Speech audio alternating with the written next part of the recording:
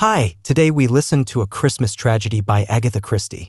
I have a complaint to make, said Sir Henry Clithering. His eyes twinkled gently as he looked round at the assembled company. Colonel Bantry, his legs stretched out, was frowning at the mantelpiece as though it were a delinquent soldier on parade. His wife was surreptitiously glancing at a catalogue of bulbs which had come by the late post. Dr. Lloyd was gazing with frank admiration at Jane Hellier, and that beautiful young actress herself was thoughtfully regarding her pink-polished nails. Only that elderly, spinster lady, Miss Marple, was sitting bolt upright, and her faded blue eyes met Sir Henry's with an answering twinkle. "A complaint," she murmured. "A very serious complaint. We are a company of 6, 3 representatives of each sex, and I protest on behalf of the downtrodden males. We have had 3 stories told tonight, and told by the 3 men. I protest that the ladies have not done their fair share." "Oh," said Mrs. Bantry with indignation, "I'm sure we have. We've listened with the most intelligent appreciation. We've displayed the true womanly attitude, not wishing to thrust ourselves in the limelight." "It's an excellent excuse," said Sir Henry, "but it won't do. And there's a very good precedent in the Arabian Nights. So forward, Scheherazade."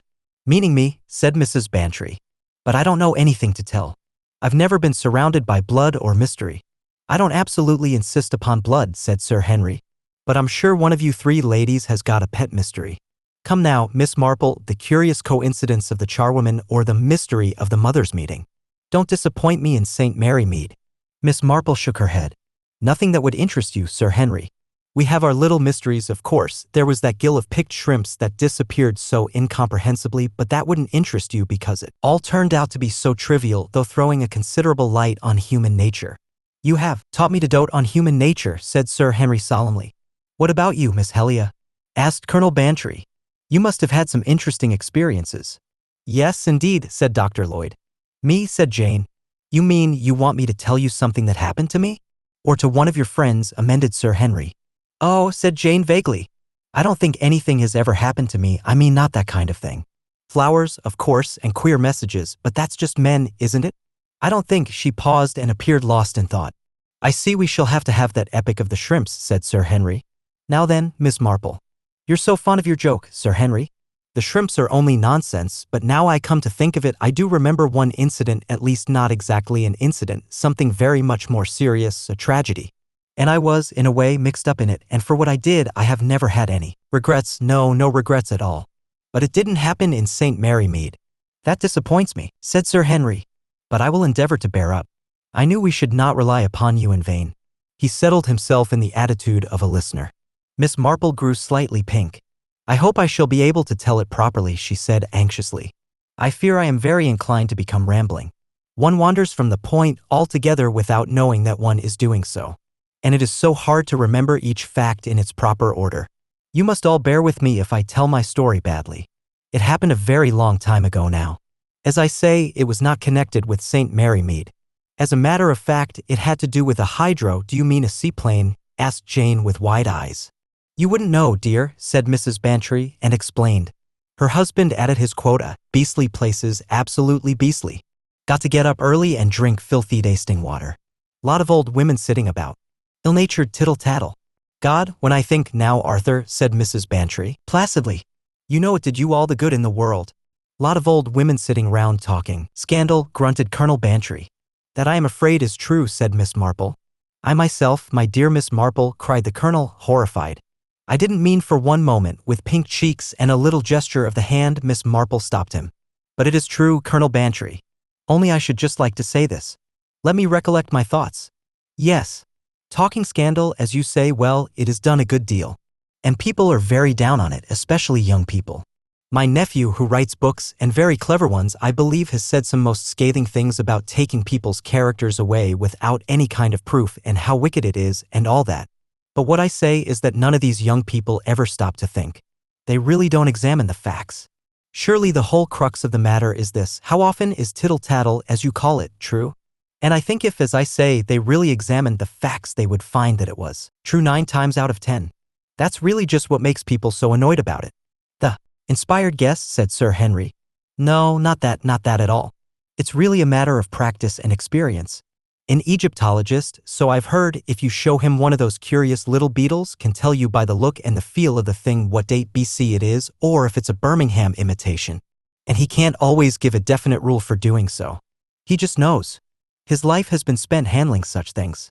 And that's what I'm trying to say very badly, I know. What my nephew calls superfluous women have a lot of time on their hands, and their chief interest is usually people. And so, you see, they get to be what one might call experts. Now young people nowadays, they talk very freely about things that weren't mentioned in my young days, but on the other hand their minds are terribly innocent. They believe in everyone and everything. And if one tries to warn them ever so gently, they tell one that one has a Victorian mind and that, they say, is like a sink. After all, said Sir Henry, what is wrong with a sink? Exactly, said Miss Marple eagerly. It's the most necessary thing in any house, but, of course, not romantic. Now I must confess that I have my feelings, like everyone else, and I have sometimes been cruelly hurt by unthinking remarks. I know gentlemen are not interested in domestic matters, but I must just mention my maid Ethel, a very good-looking girl and obliging in every way. Now I realized as soon as I saw her that she was the same type as Annie Webb and poor Mrs. Brutt's girl. If the opportunity arose, mine and thine would mean nothing to her. So I let her go at the month, and I gave her a written reference saying she was honest and sober, but privately I warned old Mrs. Edwards against taking her, and my nephew, Raymond, was exceedingly angry and said he had never heard of anything so wicked. Yes, wicked? Well, she went to Lady Ashton, whom I felt no obligation to warn, and what happened? All the lace cut off her, underclothes and 2 diamond brooches taken, and the girl departed in the middle of the night, and never heard of since. Miss Marple paused, drew a long breath, and then went on. You'll be saying this has nothing to do with what went on at Keston Spa Hydro, but it has in a way. It explains why I felt no doubt in my mind the first moment I saw the Sanders together that he meant to do away with her. Eh? Said Sir Henry, leaning forward. Miss Marple turned a placid face to him. As I say, Sir Henry, I felt no doubt in my own mind. Mr. Sanders was a big, good-looking, florid-faced man, very hearty in his manner and popular with all. And nobody could have been pleasanter to his wife than he was. But I knew. He meant to make away with her. My dear Miss Marple, yes, I know. That's what my nephew, Raymond West, would say. He'd tell me I hadn't a shadow of proof. But I remember Walter Hones, who kept the Green Man, walking home with his wife one night. She fell into the river, and he collected the insurance money. And 1 or 2 other people that are walking about scot-free to this day, one, indeed in our own class of life, went to Switzerland for a summer holiday climbing with his wife. I warned her not to go. The poor dear didn't get angry with me as she might have done, she only laughed. It seemed to her funny that a queer old thing like me should say such things about her Harry. Well, there was an accident and Harry is married to another woman now. But what could I do? I knew, but there was no proof. Oh, Miss Marple, cried Mrs. Bantry. You don't really mean, my dear, these things are very common indeed. And gentlemen are especially tempted, being so much the stronger. So easy if a thing looks like an accident. As I say, I knew it once with the Sanders. It was on a tram. It was full inside and I had to go on top. We all 3 got up to get off and Mr. Sanders lost his balance and fell right against his wife, sending her head first down the stairs.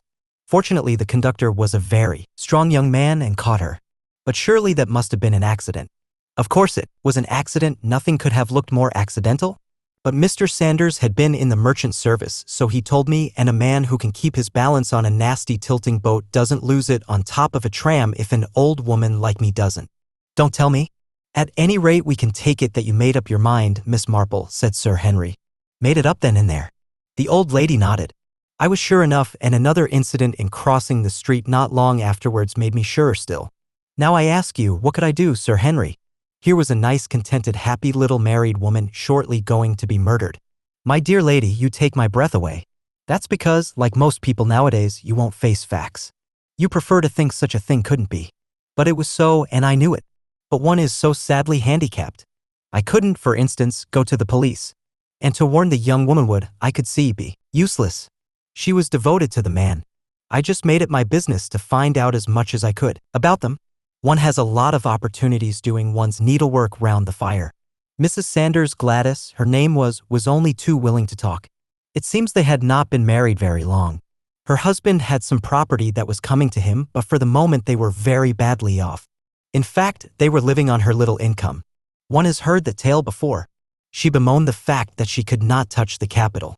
It seems that somebody had had some sense somewhere. But the money was hers to will away, I found that out. And she and her husband had made wills in favor of each other directly after their marriage. Very touching. Of course, when Jack's affairs came right, that was the burden all day long, and in the meantime they were very hard up indeed, actually had a room on the top floor, all among the servants, and so dangerous in case of fire, though, as it happened, there was a fire escape just outside their window. I inquired carefully if there was a balcony. Dangerous things, balconies. One push, you know. I made her promise not to go out on the balcony. I said I'd had a dream. That impressed her. One can do a lot with superstition sometimes. She was a fair girl, rather washed-out complexion and an untidy roll of hair on her neck. Very credulous. She repeated what I had said to her husband, and I noticed him looking at me in a curious way once or twice. He wasn't credulous, and he knew I'd been on that tram. But I was very worried, terribly worried, because I couldn't see how to circumvent him. I could prevent anything happening at the hydro just by saying a few words to show him I suspected. But that only meant his putting off his plan till later. No, I began to believe that the only policy was a bold one, somehow or other to lay a trap for him. If I could induce him to attempt her life in a way of my own choosing, well, then he would be unmasked and she would be forced to face the truth. However, much of a shock it was to her. "You take my breath away," said Dr. Lloyd. "What conceivable plan could you adopt?" "I'd have found one, never fear," said Miss Marple. "But the man was too clever for me. He didn't wait. He thought I might suspect, and so he struck before I could be sure. He knew I would suspect an accident. So he made it murder." A little gasp went round the circle. Miss Marple nodded and set her lips grimly together. "I'm afraid I've put that rather abruptly. I must try and tell you exactly what occurred. I've always felt very bitterly about it. It seems to me that I ought, somehow, to have prevented it. But doubtless Providence knew best. I did what I could at all events. There was what I can only describe as a curiously eerie feeling in the air. There seemed to be something weighing on us all. A feeling of misfortune. To begin with, there was George, the hall porter. Had been there for years and knew everybody. Bronchitis and pneumonia, and passed away on the 4th day. Terribly sad. A real blow to everybody. And 4 days before Christmas, too. And then one of the housemates, such a nice girl, a septic finger, actually died in 24 hours. I was in the drawing room with Miss Trollope and old Mrs. Carpenter, and Mrs. Carpenter was being positively ghoulish, relishing it all, you know. "Mark my words," she said. "This isn't the end. You know the saying? Never two without three. I've proved it true time and again. There'll be another death. Not a doubt of it. And we shan't have long to wait. Never two without three." As she said the last words, nodding her head and clicking her knitting needles, I just chanced to look up and there was Mr. Sanders standing in the doorway. Just for a minute he was off guard and I saw the look in his face as plain as plain. I shall believe till my dying day that it was that ghoulish Mrs. Carpenter's words that put the whole thing into his head. I saw his mind working. He came forward into the room smiling in his genial way. "Any Christmas shopping I can do for you ladies?" he asked. "I'm going down to Keston presently." He stayed a minute or two, laughing and talking, and then went out. As I tell you, I was troubled and I said straight away, "Where's Mrs. Sanders? Does anyone know?" Mrs. Trollope said she'd gone out to some friends of hers, the Mortimers, to play bridge, and that eased my mind for the moment. But I was still very worried and most uncertain as to what to do. About half an hour later, I went up to my room. I met Dr. Coles, my doctor, there, coming down the stairs as I was going up, and as I happened to want to consult him about my rheumatism, I took him into my room with me then and there. He mentioned to me then, in confidence, he said, about the death of the poor girl Mary. The manager didn't want the news to get about, he said, so would I keep it to myself. Of course, I didn't tell him that we'd all been discussing nothing else for the last hour, ever since the poor girl breathed her last. These things are always known at once, and a man of his experience should know that well enough. But Dr. Coles always was a simple, unsuspicious fellow who believed what he wanted to believe. And that's just what alarmed me a minute later. He said as he was leaving that Sanders had asked him to have a look at his wife. It seemed she'd been seedy of late, indigestion, etc. Now that very self-same day Gladys Sanders had said to me that she'd got a wonderful digestion and was thankful for it. You see, all my suspicions of that man came back 100-fold. He was preparing the way. For what? Dr. Coles left before I could make up my mind whether to speak to him or not. Though really if I had spoken I shouldn't have known what to say. As I came out of my room, the man himself, Sanders, came down the stairs from the floor above. He was dressed to go out, and he asked me again if he could do anything for me in the town. It was all I could do to be civil to the man. I went straight into the lounge and ordered tea. It was just on 5:30, I remember. Now I'm very anxious to put clearly what happened next. I was still in the lounge at 6:45 when Mr. Sanders came in. There were 2 gentlemen with him, and all 3 of them were inclined to be a little on the lively side. Mr. Sanders left his 2 friends and came right over to where I was sitting with Miss Trollope. He explained that he wanted our advice about a Christmas present he was giving his wife. It was an evening bag. And you see, ladies, he said, I'm only a rough sailorman. What do I know about such things? I've had 3 sent to me on approval and I want an expert opinion on them. We said, of course, that we would be delighted to help him, and he asked if we'd mind coming upstairs as his wife might come in any minute if he brought the things down. So we went up with him. I shall never forget what happened next. I can feel my little fingers tingling now. Mr. Sanders opened the door of the bedroom and switched on the light. I don't know which of us saw it first. Mrs. Sanders was lying on the floor, face downwards, dead. I got to her first. I knelt down and took her hand, and felt for the pulse, but it was useless. The arm itself was cold and stiff. Just by her head was a stocking filled with sand, the weapon she had been struck down with. Miss Trollope, silly creature, was moaning and moaning by the door and holding her head. Sanders gave a great cry of my wife, and rushed to her. I stopped him touching her. You see, I was sure at the moment he had done it, and there might have been something that he wanted to take away or hide. Nothing must be touched, I said. Pull yourself together, Mr. Sanders. Miss Trollope, please go down and fetch the manager. I stayed there, kneeling by the body. I wasn't going to leave Sanders alone with it. And yet I was forced to admit that if the man was acting, he was acting marvelously. He looked dazed and bewildered and scared out of his wits. The manager was with us in no time. He made a quick inspection of the room, then turned us all out and locked the door, the key of which he took. Then he went off and telephoned to the police. It seemed a positive age before they came. We learned afterwards that the line was out of order. The manager had to send a messenger to the police station, and the hydro is right out of the town, up on the edge of the moor, and Mrs. Carpenter tried us all very severely. She was so pleased at her prophecy of never 2 without 3 coming true so quickly. Sanders, I hear, wandered out into the grounds, clutching his head and groaning and displaying every sign of grief. However, the police came at last. They went upstairs with the manager and Mr. Sanders. Later they sent down for me. I went up. The inspector was there, sitting at a table writing. He was an intelligent-looking man, and I liked him. Miss Jane Marple, he said. Yes. I understand, madam, that you were present when the body of the deceased was found? I said I was, and I described exactly what had occurred. I think it was a relief to the poor man to find someone who could answer his questions coherently, having previously had to deal with Sanders and Emily Trollope, who, I gather, was completely demoralized. She would be the silly creature. I remember my dear mother teaching me that a gentlewoman should always be able to control herself in public, however much she may give way in private.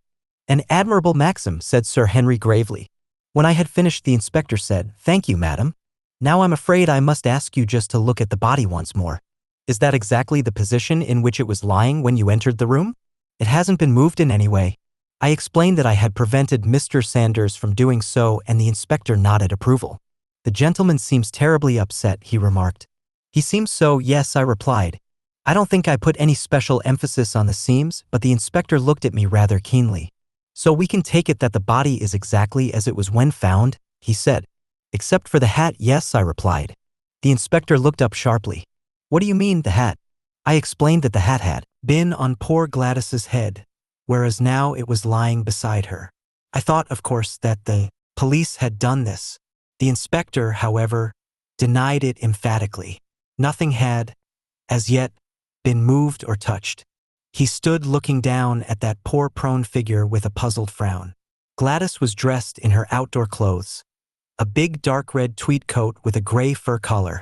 The hat, a cheap affair of red felt, lay just by her head. The inspector stood for some minutes in silence, frowning to himself. Then an idea struck him. Can you, by any chance, remember, madam, whether there were earrings in the ears, or whether the deceased habitually wore earrings? Now, fortunately, I am in the habit of observing closely. I remembered that there had been a glint of pearls just below the hat brim, though I had paid no particular notice to it at the time. I was able to answer his first question in the affirmative. Then that settles it. The lady's jewel case was rifled. Not that she had anything much of value, I understand, and the rings were taken from her fingers.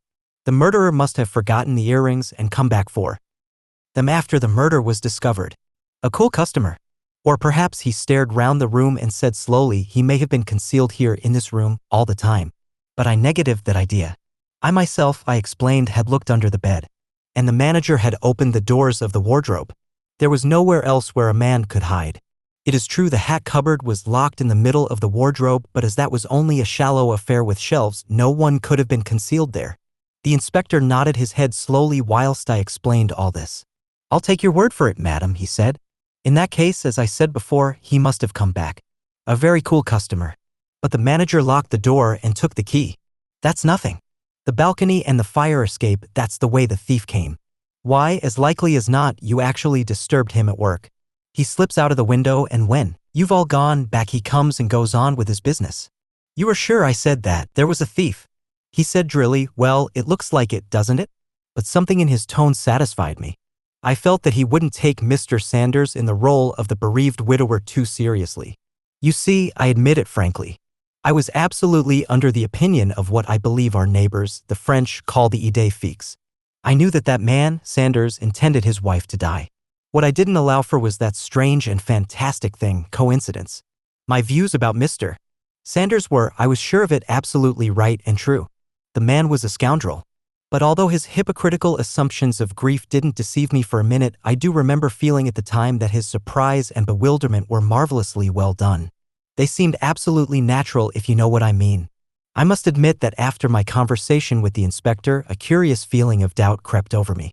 Because if Sanders had done this dreadful thing, I couldn't imagine any conceivable reason why he should creep back by means of the fire escape and take the earrings from his wife's ears.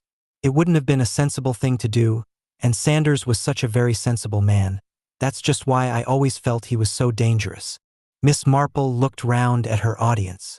You see, perhaps, what I am coming to. It is, so often, the unexpected that happens in this world.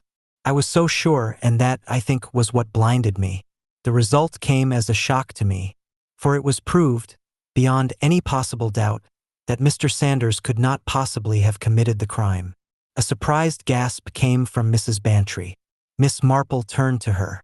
"I know, my dear, that isn't what you expected when I began this story. It wasn't what I expected either. But facts are facts, and if one is proved to be wrong, one must just be humble about it and start again. That Mr. Sanders was a murderer at heart I knew, and nothing ever occurred to upset that firm conviction of mine. And now I expect you would like to hear the actual facts themselves. Mrs. Sanders, as you know, spent the afternoon playing bridge with some friends, the Mortimers.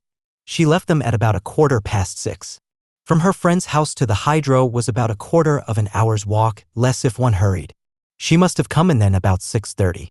No one saw her come in, so she must have entered by the side door and hurried straight up to her room. There she changed. The fawn coat and skirt she wore to the bridge party were hanging up in the cupboard and was evidently preparing to go out again when the blow fell. Quite possibly, they say, she never even knew who struck her. The sandbag, I understand, is a very efficient weapon. That looks as though the attackers were concealed in the room, possibly in one of the big wardrobe cupboards, the one she didn't open. Now as to the movements of Mr. Sanders. He went out, as I have said, at about 5:30 or a little after. He did some shopping at a couple of shops, and at about 6 o'clock he entered the Grand Spa Hotel, where he encountered two friends, the same with whom he returned to the hydro later. They played billiards and, I gather, had a good many whiskeys and sodas together. These two men, Hitchcock and Spender, their names were actually with him the whole time from 6 o'clock onwards. They walked back to the hydro with him, and he only left them to come across to me and Miss Trollope. That, as I told you, was about 6:45, at which time his wife must have been already dead. I must tell you that I talked myself to these two friends of his. I did not like them. They were neither pleasant nor gentlemanly men, but I was quite certain of one thing, that they were speaking the absolute truth when they said that Sanders had been the whole time in their company. There was just one other little point that came up. It seems that while bridge was going on, Mrs. Sanders was called to the telephone. A Mr. Littleworth wanted to speak to her. She seemed both excited and pleased about something, and incidentally made 1 or 2 bad mistakes. She left rather earlier than they had expected her to do. Mr. Sanders was asked whether he knew the name of Littleworth as being one of his wife's friends, but he declared he had never heard of anyone of that name. And to me that seems borne out by his wife's attitude. She too did not seem to know the name of Littleworth. Nevertheless, she came back from the telephone smiling and blushing, so it looks as though whoever it was did not give his real name, and that in itself has a suspicious aspect, does it not? Anyway, that is the problem that was left. The burglar story, which seems unlikely, or the alternative theory that Mrs. Sanders was preparing to go out and meet somebody. Did that somebody come to her room by means of the fire escape? Was there a quarrel? Or did he treacherously attack her? Miss Marple stopped. "Well," said Sir Henry, "what is the answer? I wondered if any of you could guess." "I'm never good at guessing," said Mrs. Bantry.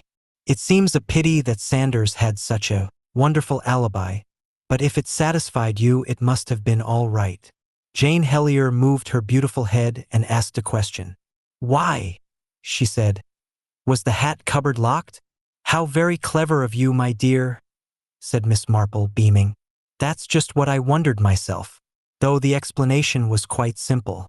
In it were a pair of embroidered slippers and some pocket handkerchiefs that the poor girl was embroidering for her husband for Christmas. That's why she locked the cupboard.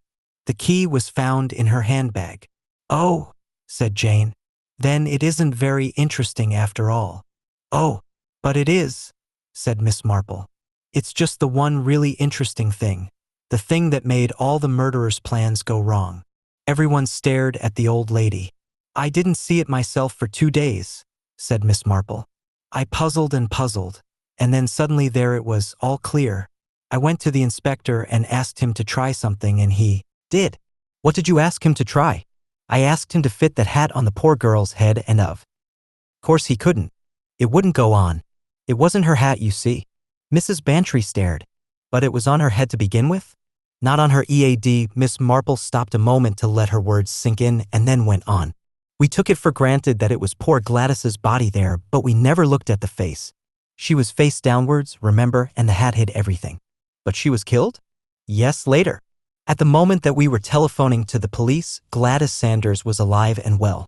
"You mean it was someone pretending to be her? But surely when you touched her, it was a dead body, right enough," said Miss Marple gravely.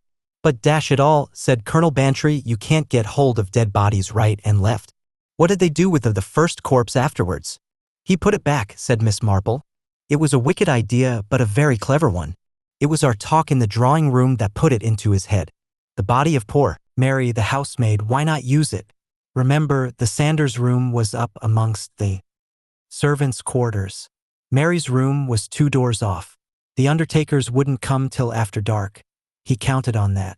He carried the body along the balcony, it was dark at 5, dressed it in one of his wife's dresses and her big red coat. And then he found the hat cupboard locked. There was only one thing to be done. He fetched one of the poor girl's own hats.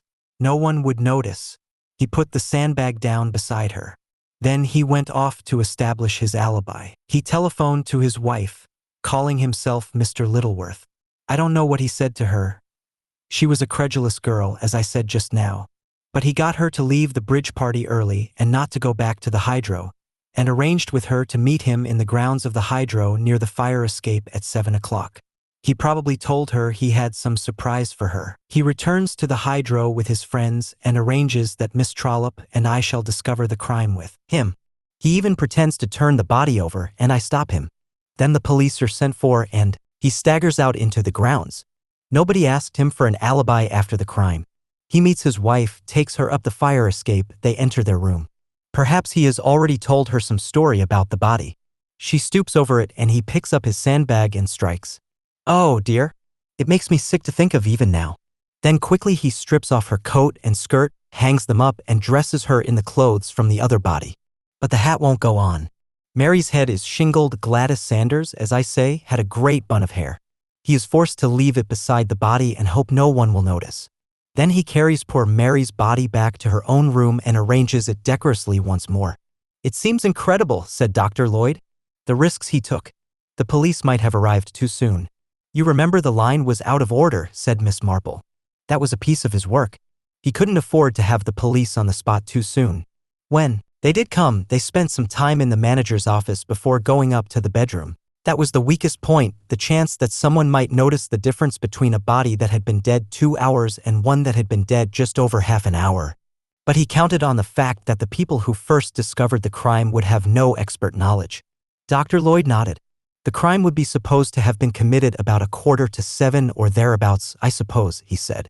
It was actually committed at 7 or a few minutes after. When the police surgeon examined the body, it would be about 7:30 at the earliest. He couldn't possibly tell. I am the person who should have known, said Miss Marple. I felt the poor girl's hand and it was icy cold. Yet a short time later the inspector spoke as though the murder must have been committed just before we arrived, and I saw nothing. I think you saw a good deal, Miss Marple, said Sir Henry. The case was before my time.